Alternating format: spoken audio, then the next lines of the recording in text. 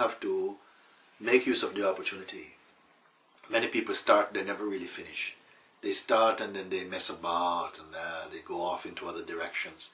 Yeah. Then you see them months, years later, you see them, they are almost like they've been walking backwards. Nothing in them. No fire, no pull, no presence, no power. Their words have no authority even. They don't trust in their own authority. They are slipping away into the bush. Don't waste time. Yes. Not meant to spend the rest of your life merely seeking when you have the opportunity of discovering what you seek for. You see? So this is auspiciousness. This is worthiness, if you want to say this thing. How you can continue, you know. I say, look, I have hidden some money in this room. You have no money. Only in this room. Find it and go. And then I come back 2 weeks later, you're still looking, playing with the phone. You're not looking.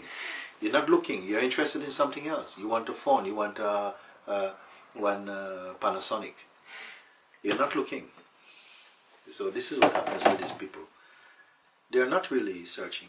They say the truth is so mysterious. It's nonsense at all. You are the truth. It's very simple.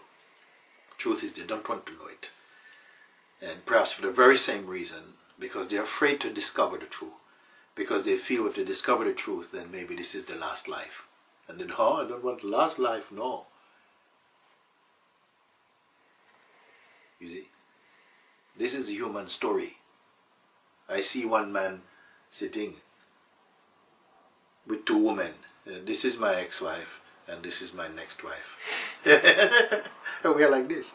This is my ex-life, this is my next life. Who wants to say this is final life, no more after this? Because I saw one program where the people, they have some terminal disease and they have an opportunity to be frozen while they're not dying naturally. They're being frozen at very, very low temperatures, so that they are in suspended animation, I think you call it.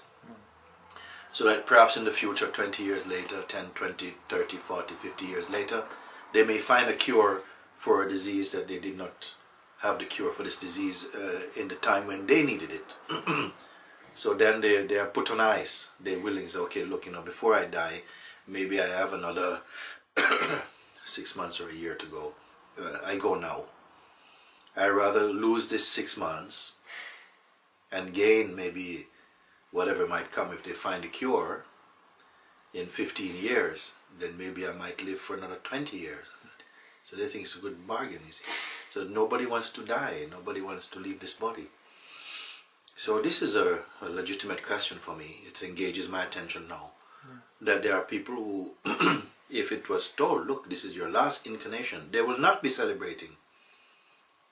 They'll be crying their eyes out, oh my God, the last incarnation, oh, what a terrible idea. So for whom is this idea of a last incarnation appealing, I wonder? You see, certainly not for an ignorant person. Some people already, if they are not necessarily awake to who they are, maybe they are the other extreme, they are deeply suffering their existence. They want to put an end to it. People who commit suicide or something, who genuinely find that life is too much, it's unbearable, I don't want to carry on at all. If they were told, this is your last incarnation, my dear, they'll be happy. Thank you. Thank you. It's not worked out for me. This manifestation, this body has been completely a burden for me. Last incarnation, thank you. You see. But for the one who is really in love with life, in love with existence, in the form of being a particular entity, living, exploring, discovering new things, because in this existence it is possible to learn so much, discover so much, play so much.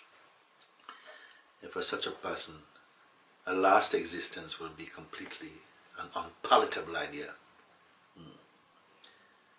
So this could be also at the root of why there is hesitation to make that last step. If the last step simply, in my words, meaning to clear up all doubts, remove all doubts, so that you're no more struggling with the idea of being a particular person, you're clear about it.